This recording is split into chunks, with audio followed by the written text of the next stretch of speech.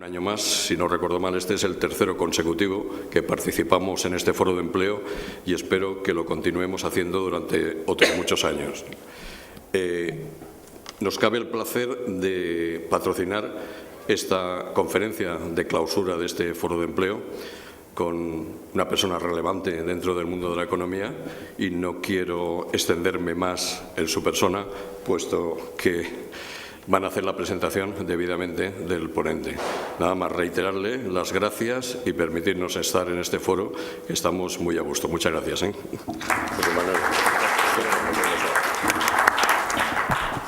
Bien, yo también quisiera agradecer a la Asociación Profesional de Asesores Fiscales de la Comunidad Valenciana, pues que año tras año pues apueste por venir en el foro. En este año pues también ha tenido a bien el patrocinar esta conferencia de Emilio Ontiveros. Yo voy a leer brevemente su currículum. Es muy extenso, voy a resumirlo. Emilio Ontiveros es conocido sobre todo por sus participaciones en los medios de comunicación, pero bueno, voy a dar algunos datos. Es licenciado y doctor en Ciencias Económicas, trabajó durante más de 7 años en empresas industriales de ámbito nacional, es catedrático de Economía de la Empresa de la Universidad Autónoma de Madrid, de la que también fue vicerrector durante 4 años. Fue fundador y actualmente es presidente de AFI, Analistas Financieros Internacionales. Es una consultora, una empresa que tiene contratados a 106, nos lo ha comentado esta tarde, 106 economistas y matemáticos. Es autor de varios libros y de numerosos artículos y colaboraciones en revistas especializadas. Colabora habitualmente en diversos medios de comunicación y ha recibido diversos premios a su actividad investigadora y de divulgación de la economía. Ha sido Fellow del Real Colegio Complutense en la Universidad de Harvard, Visiting Scholar en la Wharton School de la Universidad de Pensilvania, miembro del Consejo de Relación de varias publicaciones científicas y profesionales y consejos de administración de varias empresas, de los cuales no voy a enumerar. Ha sido director de la revista Economistas desde su fundación hasta diciembre de 2011 y bueno, tiene muchos libros, de los cuales pues, podemos destacar los más recientes: Global Turning Points, Understanding the Challenges for Business in the 21st Century, Una nueva época, Los grandes retos del siglo XXI y El ahorrador inteligente, así como el último libro creo que es La economía en la red. Yo no quiero extenderme más para darle la palabra a Emilio cuando quieras. Emilio.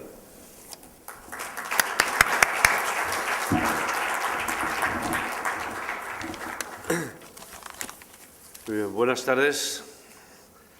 Déjenme que lo primero que haga sea dar las gracias. Las muy merecidas gracias a esta facultad, a José Manuel Pastor en particular, por invitarme a estar aquí, desde luego a los patrocinadores, a la Asociación de Asesores Fiscales de esta comunidad, a su decano, Vicente, un buen amigo, pero insisto, sobre todo, lo que quiero es agradecer la posibilidad de estar con alumnos que de alguna forma se enfrentan a su encuentro con la realidad, después de haber pasado unos años en esta facultad, una facultad importante, y que tratan de hacerse un hueco en el mercado de trabajo o, alternativamente o complementariamente, tratar de concretar algún proyecto propio, tratar de emprender. Cuando José Manuel me propuso venir aquí, comentamos la posibilidad de hablar de ese binomio que es esencial en cualquier economía moderna, que es el existente entre la capacidad para emprender, la capacidad para asumir riesgos, la capacidad para innovar, que en esencia son sinónimos, y el crecimiento económico. Y yo creo que plantear hoy estos dos términos es cuando menos oportuno. Es oportuno porque esta economía, la economía española, la economía de la Comunidad Valenciana también, están empezando claramente a dar señales de recuperación, de asentamiento, de un proceso de salida de lo que ha sido la más severa crisis que haya sufrido la economía española, la economía de la eurozona también, en muchísimos años. Pero por primera vez este año vemos en la eurozona señales más que esperanzadoras de crecimiento, de tibio crecimiento, es verdad, en la propia zona monetaria, y de crecimiento algo superior, pero en cualquier caso muy dependiente en la economía española. Muy dependiente de dos aspectos fundamentales. La economía española puede estar creciendo, puede estar iniciando una velocidad de crucero por encima del 2% de crecimiento, pero muestra un rasgo claro que es la dependencia. Dependencia de dos ámbitos. Dependencia de la recuperación de los daños que la crisis ha originado en todas las formas de capital en las que se asienta cualquier economía, pero al mismo tiempo dependencia de lo que ocurra en el conjunto de la comunidad de vecinos, en el conjunto de la eurozona. Dependencia de la recuperación de daños. No vale solo con crecer, porque crecer puede ser la señal de un rebote. Hace falta reconstituir. Y esta crisis, además de otros efectos importantes, ha dañado todas las formas de capital que son necesarias para que una economía crezca. Desde luego ha dañado el capital productivo convencional, separó la inversión, separó la formación bruta de capital fijo y muchas empresas trataron de generar ganancias de eficiencia y de sobrevivir, pero sin renovar su equipamiento. Se ha dañado el capital tecnológico y dentro del capital tecnológico el componente más emblemático, más importante, que es la inversión en nuevos proyectos, en investigación, en desarrollo, en innovación. Hemos retrocedido de forma muy significativa y eso es sensible.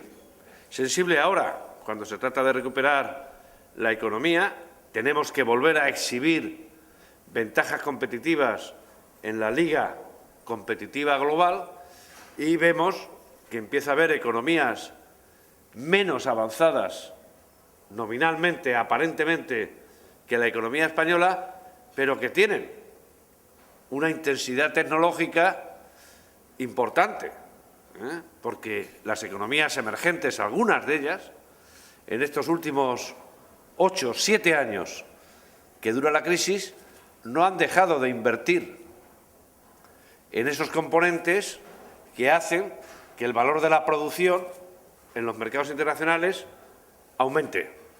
Es el caso, por ejemplo, de China, que es uno de los casos más emblemáticos al respecto. China ya hace 8 años invertía en I+D más que la media de la Unión Europea.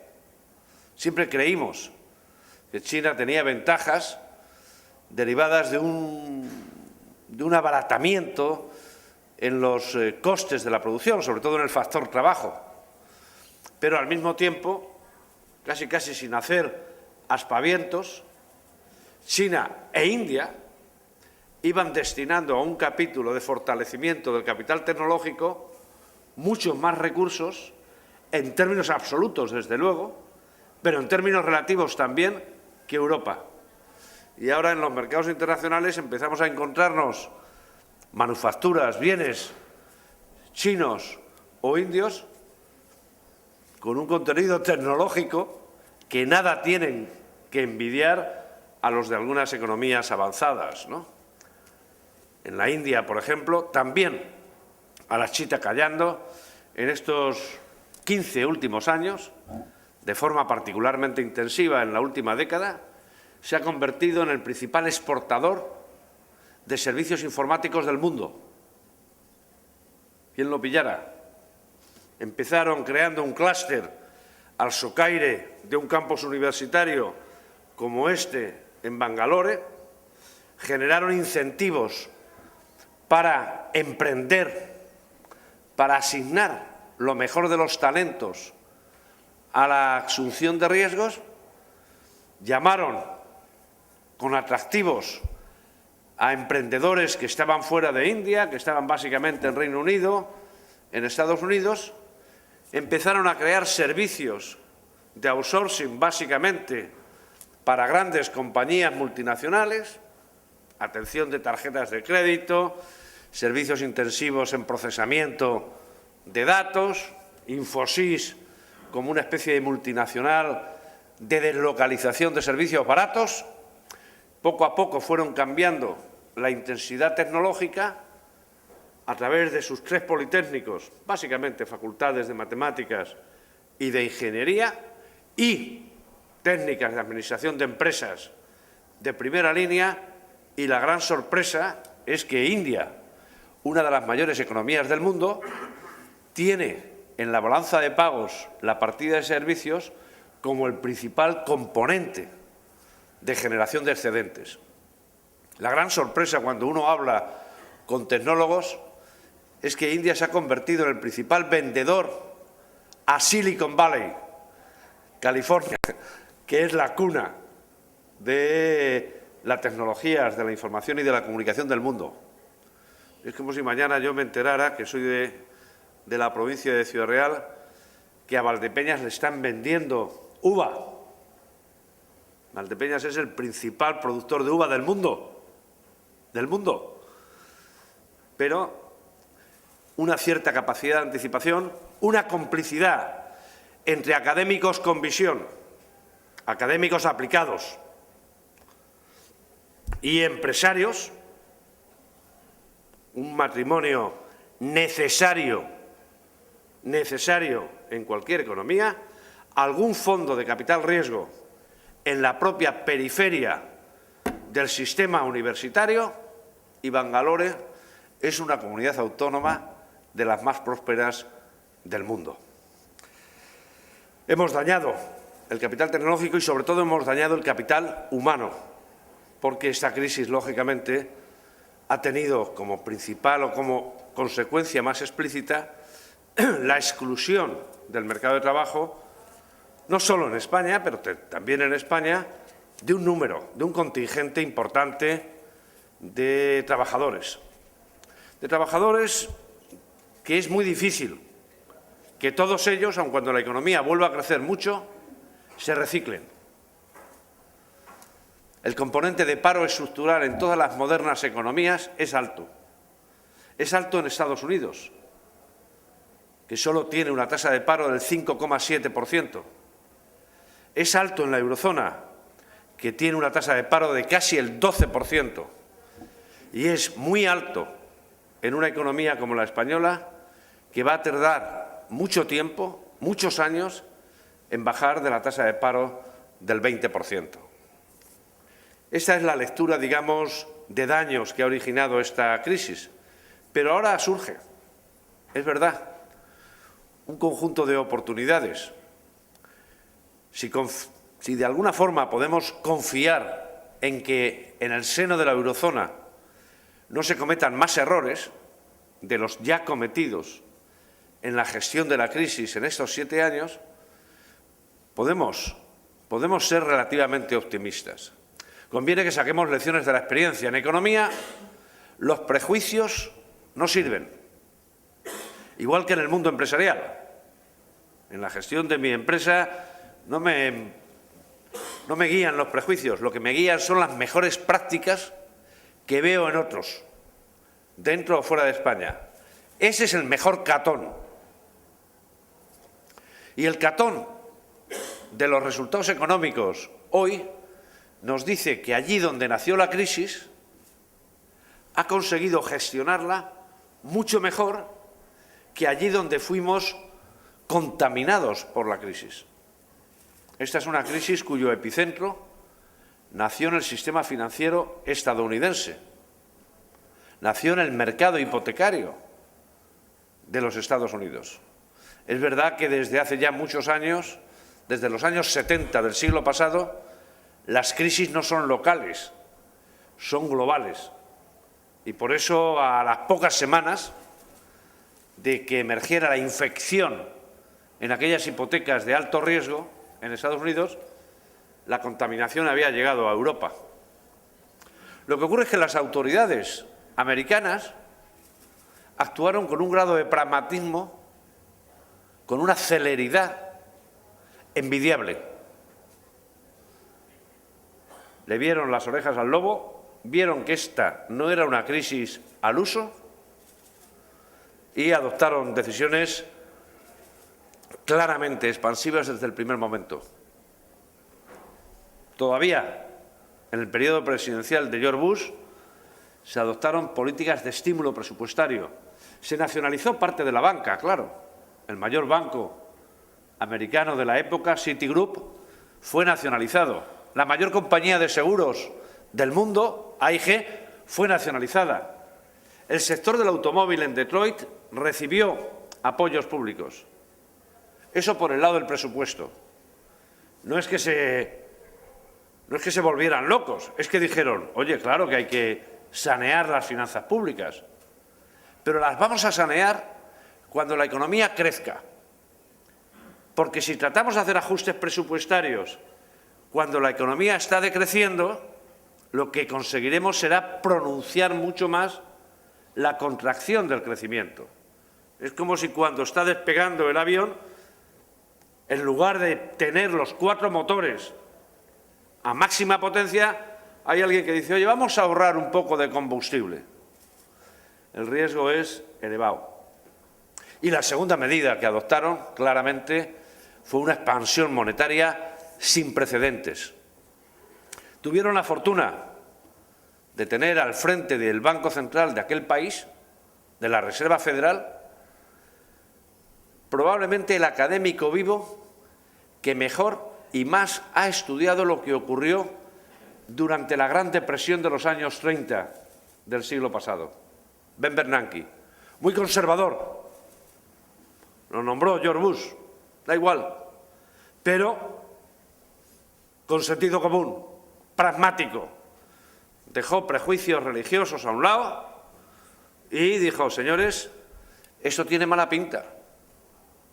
Tipos de interés a cero y estímulos monetarios como los que reclamaba Milton Friedman cuando le preguntaron aquello de qué pasa en una economía si la tasa de inflación cae, la economía no crece y los tipos de interés ya están muy bajos. Eso se lo preguntó un alumno de doctorado, ingenuo. Y Friedman, que era muy escéptico sobre la posibilidad de que el mundo pudiera llegar a dominar la inflación, inmediatamente se le ocurrió la chispa y dijo aquello de helicóptero drop, suban los sacos de dólares a los helicópteros y empiecen a lanzarlos.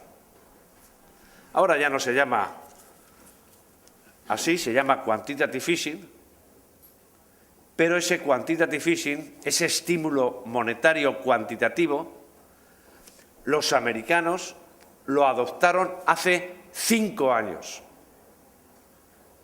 El balance de daños, comparando qué terapias se han aplicado en Estados Unidos y los resultados de las terapias en la eurozona, es evidente. Hoy la economía de los Estados Unidos crece al 3,5%. La economía de la eurozona estamos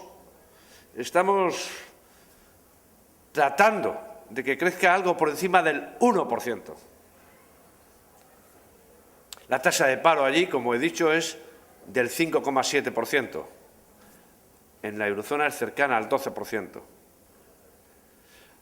Allí hay algo de inflación. No mucha, pero hay algo de inflación, afortunadamente para ellos. Aquí no. En la eurozona nos enfrentamos a un fenómeno nuevo que ninguno de los que estamos en esta sala conocemos. Hemos leído algo en los libros de historia económica de lo que ocurrió en los años 30 y un poco de lo que ocurrió durante casi 2 décadas en Japón.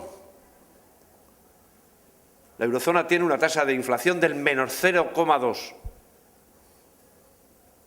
Pero hay economías como la nuestra que lleva 7 meses consecutivos en territorio negativo. Yo le pregunto a mis alumnos, le pregunté el primer día de clase, ¿qué pasa? ¿Qué pasa si creemos que la desinflación, no soy supersticioso, pero prefiero no hablar de deflación? ¿Qué ocurre? Claro, más espabilado, en la segunda fila me dijo, bueno, que si mi familia iba a cambiar el sofá ahora, va a decidir cambiar el sofá dentro de 2 o 3 meses. Y si eso lo hace todo el mundo, la capacidad instalada en los fabricantes de muebles se tambalea. Y alguno más cercano al mundo financiero dijo, bueno, la desinflación es el peor acompañante de los endeudados. Es el mejor cómplice de los que tienen más activos financieros que pasivos financieros. Pero como tengas deudas y los precios sigan cayendo, mal asunto, porque el valor real, tanto de la deuda como de su servicio, se eleva de forma significativa. Y la eurozona está endeudada, muy endeudada. Pero en economías como la española el endeudamiento es muy importante. No el público, o no solo el público, sino sobre todo el endeudamiento privado, el endeudamiento de las familias y de las empresas. El balance es muy desigual, pero la crisis nació allí, pero fueron pragmáticos. Aquí no, aquí todavía, esta mañana, estábamos discutiendo si la terapia griega tiene que pasar por profundizar parte de las decisiones que no han dado resultado. Claro que las deudas hay que pagarlas. Las deudas hay que pagarlas, todas. Pero la única, mejor dicho, la mejor forma de pagar las deudas es con crecimiento de las rentas. Sin crecimiento económico no se pagan las deudas. Y en la eurozona estamos tratando de que paguen las deudas quienes tienen deuda pública del 180% del PIB, pero al mismo tiempo tomamos decisiones basadas en una austeridad mal entendida que hace que las economías no crezcan. Afortunadamente esto está cambiando. Nuestro Banco Central hace unas semanas corrigió el rumbo y, a pesar de la oposición de algunos, tomó la decisión que su colega, la Reserva Federal o el Banco de Inglaterra, habían adoptado hace 5 años. Más vale tarde que nunca. Más vale tarde. Pero todavía en política presupuestaria estamos muy distantes de lo aconsejable. Los objetivos de política presupuestaria hay que cumplirlos. Más aún cuando se está en una comunidad de vecinos, en un área monetaria como es la eurozona. Hay que tratar de cumplir las reglas, de tener un déficit público en el entorno en el que se pacte, del 3% del PIB, de ir reduciendo la deuda pública. Claro que sí. Pero como hace el buen terapeuta, esos objetivos hay que cumplirlos cuando el organismo esté preparado. Hay que distribuir en el tiempo los objetivos de saneamiento de las finanzas públicas. Y en esto todavía queda un tramo por recorrer. Pero yo no soy pesimista. Yo creo que a fuerza de exhibir ese contraste de resultados entre lo que se consigue en un sitio y en otro, quienes se oponen, básicamente las autoridades alemanas y algún otro país, a adoptar políticas convenientes para todos, acabarán cediendo. Un poco, ya estamos viendo. Una decisión muy esperanzadora es la adoptada por el presidente de la Comisión Europea hace apenas un par de meses, anunciando: hay que crecer, y además hay que crecer de la forma buena, como el colesterol. Hay que crecer con inversión. he propuesto crear un fondo de inversiones europeas por 315.000 millones de euros, con un único objetivo: invertir en proyectos tendentes a fortalecer las economías de red, las redes de conexión energética, no solo eléctrica, las redes de conexión tecnológica y a un destino: a fomentar la natalidad empresarial, que es la clave. Una economía no se moderniza si no tiene una tasa de natalidad empresarial claramente positiva. Este sería el cuarto elemento de contraste entre el balance de daños en la economía americana y el balance de daños en la eurozona. Porque cuando uno revisa lo que ha ocurrido desde el 2007 hasta ahora, ve que la tasa de natalidad empresarial neta, las diferencias entre los natalicios y las defunciones, en Estados Unidos siempre ha sido positiva, pero en Europa no.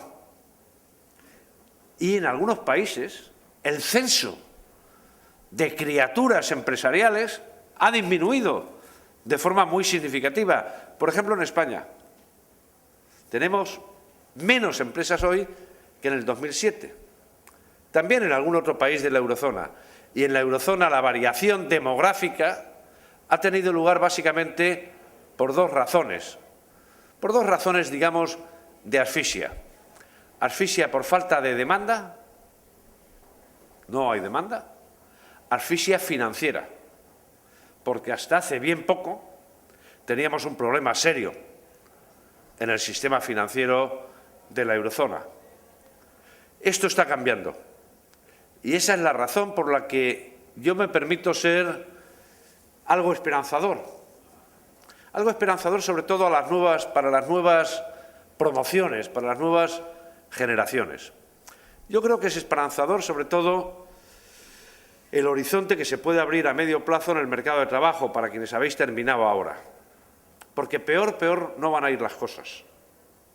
Dos, esperanzador porque el tipo de equipamiento con el que salís de facultades como esta es un tipo de equipamiento, es un tipo de alimentación buena, que en general es la que necesitan las empresas, los mercados.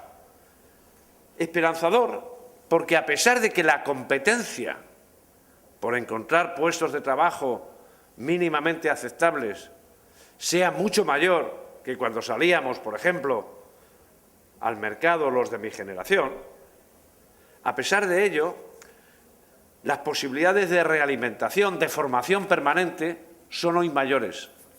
También en las empresas. Y hay un último rasgo que es muy importante y que yo creo que puede ser convertido también en una ventaja. Y es que la competencia es global, pero el mercado es global. Hoy ya no se sale de las facultades nuestras pensando en me voy a quedar a trabajar aquí en la esquina. Hoy ya los alumnos que están en las facultades están pensando en el mercado amplio. Unos están pensando en Europa, unos están pensando en el mundo. Porque los profesionales de otras latitudes también están pensando en Europa, también están pensando en mercados como el español. Y eso es bueno. Eso es bueno, insisto, para gente con talento que tiene un atributo que yo creo que es básico, que es capacidad de adaptación. Claro que es clave tener idiomas, claro que es clave tener conocimientos de cómo se mueve el mundo, de cómo se gestiona una empresa, no aquí al lado, sino en cualquier latitud geográfica. Pero hay un atributo, creo yo, que es quizá igual o más importante, que es capacidad de adaptación, permeabilidad mental a un nuevo entorno. Si oportuno, o mejor dicho, si favorable relativamente es el entorno económico hoy frente al que hemos vivido en estos últimos años, yo creo que hay también razones más que favorables para que aquellos que termináis ahora en la facultad podáis plantearos no solo trabajar para los demás, sino trabajar para vosotros mismos. Plantearos en última instancia emprender. Emprender es la condición necesaria, como decía antes, para que una economía sea próspera.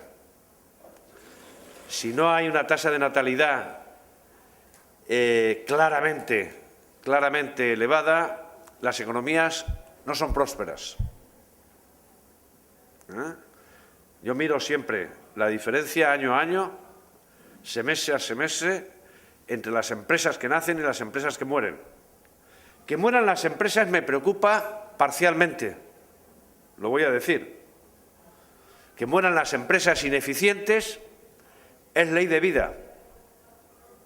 Schumpeter decía, vamos a aprovechar algunas de las ventajas que tienen las crisis, vamos a hacer de la necesidad virtud y vamos a propiciar que nazcan nuevos y que contesten a los incumbentes, que traten de mejorar lo que hacen los establecidos. Y el que no aguante, porque tenía antes un poder de mercado injustificado, porque estaba basado en la inercia, fuera. Esa es la lectura positiva de la emergencia de nuevas empresas o la lectura positiva de las defunciones empresariales. Lo peor es que se mueran empresas que están bien posicionadas en sectores dinámicos, en sectores con cierta tecnología, que se mueran simplemente por factores externos, como comentábamos antes, por asfixia, por falta de demanda o por asfixia financiera. Pero ahora hay oportunidades de empezar a meter la cabeza, de empezar a definir nuevos proyectos en sectores que van a necesitar las empresas establecidas, desde luego en servicios, desde luego en sectores que tengan una mayor intensidad tecnológica que la intensidad tecnológica media que tienen nuestras empresas. Y desde luego, emprender cerca de empresas que necesiten avanzar en sus procesos de internacionalización.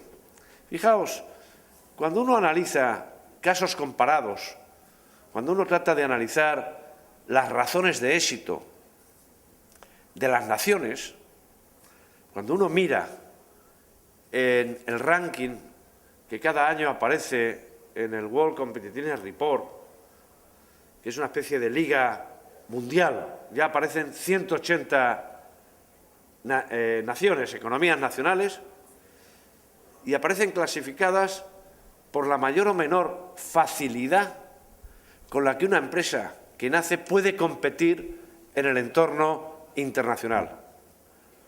Uno se lleva sorpresas importantes. Desde luego, una de las razones más importantes es eliminar obstáculos al nacimiento de empresas. Reducir el número de procedimientos, de trámites, para que nazca una empresa. El segundo es el número de días. En Dinamarca, en 2 días se puede crear una empresa. Desde Internet. Pero hay elementos que son muy importantes. La complicidad del sistema universitario.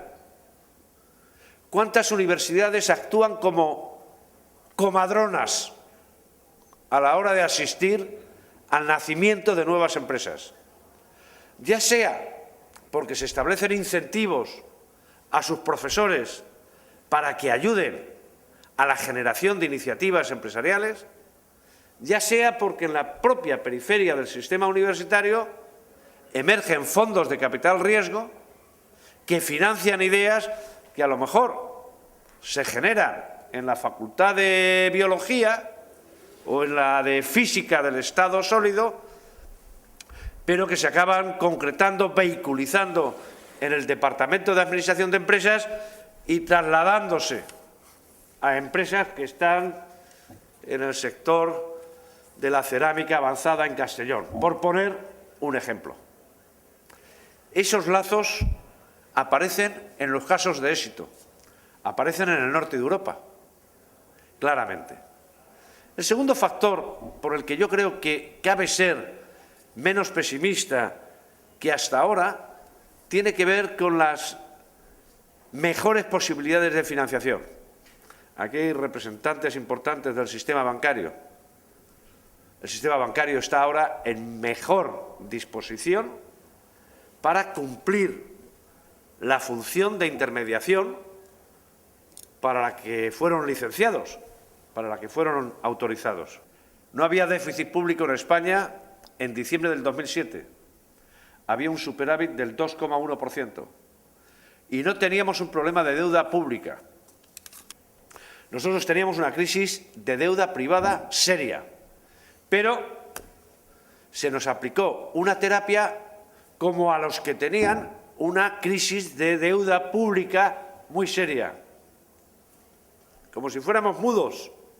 Entramos al botiquín, como en la época de guerra, y nos dieron las mismas pastillas que al que acababa de salir, que era el griego.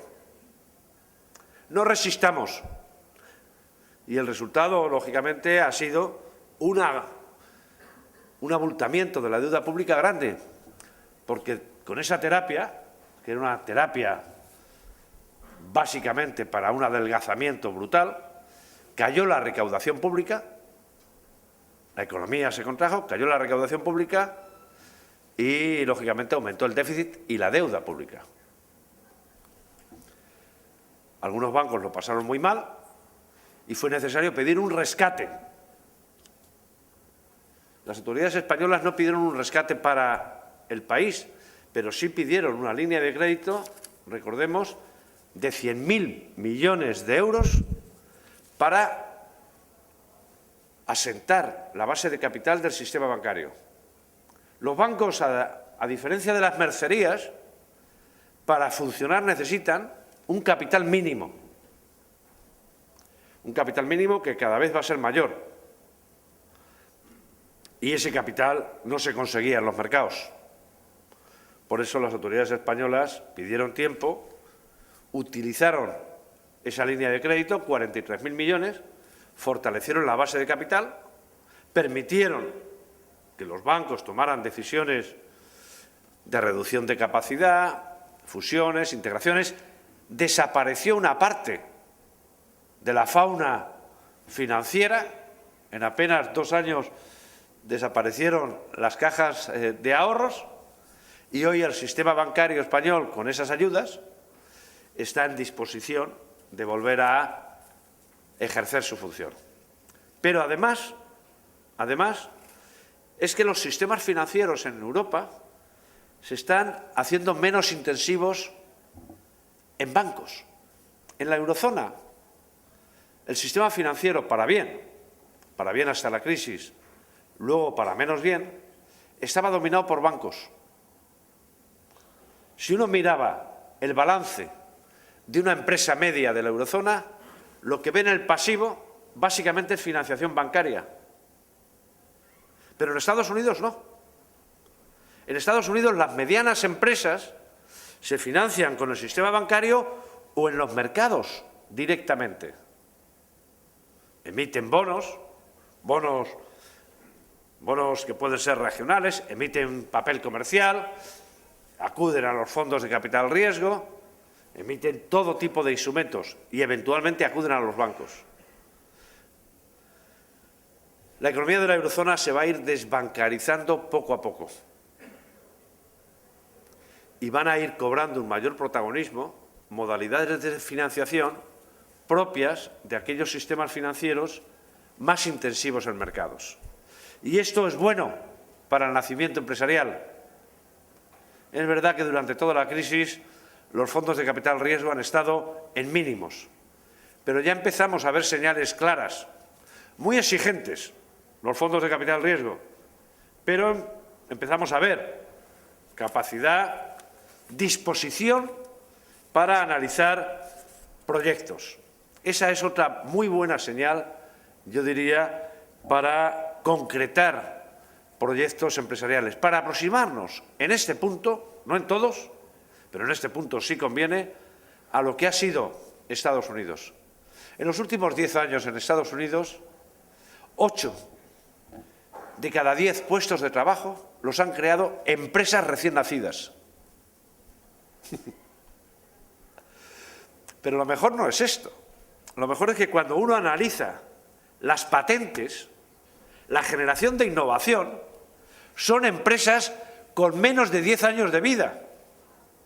Las empresas innovadoras, más dinámicas, son empresas de chavales que llevan 5, 6 o 7 años y que consiguen efectivamente crear innovación. Es verdad que en muchos casos esas empresas no llegan a los 20 años, porque antes aparece una grande y se los come.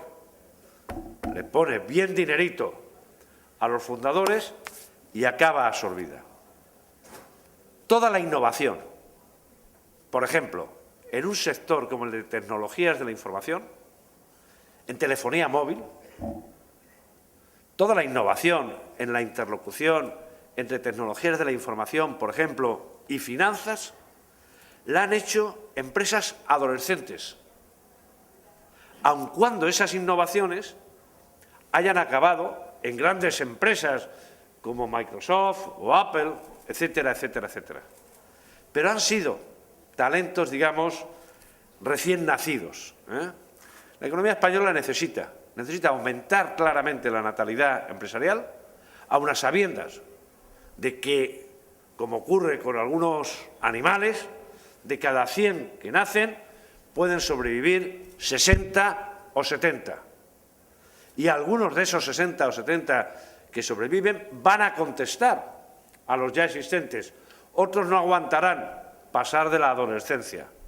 Pero la condición necesaria, no suficiente para que haya modernización económica, para que empecemos como país a producir y a vender, a competir en ligas en las que los precios baratos no sea la única variable competitiva, la condición necesaria es el fomento de la natalidad empresarial. Y el fomento de la natalidad empresarial necesita complicidades institucionales. Como he dicho, facilitar las cosas, no subvenciones, pero no obstáculos, desde el punto de vista procedimental, desde el punto de vista de plazos. 2, complicidad del sistema universitario. Complicidad del sistema universitario para llegarse a los mejores empresarios del territorio, a transmitir experiencias, no a que pongan dinero, sino a que transmitan y se dejen también influir por esos nuevos talentos que están saliendo continuamente de nuestras facultades, de nuestras escuelas de ingeniería y que en ocasiones acaban montando empresas al otro lado del Atlántico. Voy a terminar. Yo creo que efectivamente hay razones para que, primero, para sacarle partido a esta maldita crisis.